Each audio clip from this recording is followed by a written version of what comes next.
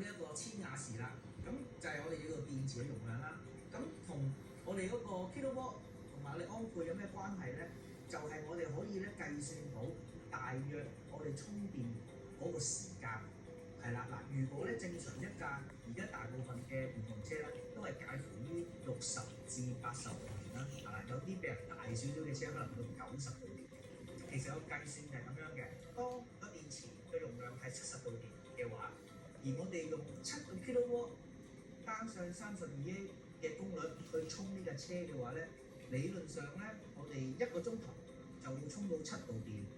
喺呢個電池入面啦。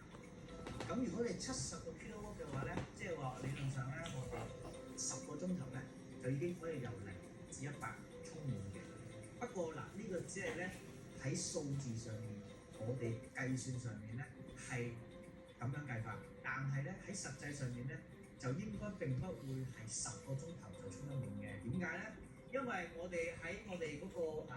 安裝嘅過程入邊，如果你嘅電線長咗啦，同埋喺你充電嘅過程入邊咧，你嘅車咧其實都有個 charger，就係愛嚟將我哋嘅交流電充入去嘅時候咧，轉翻到直流電嗰度咧，其實係會有翻一個消耗嘅。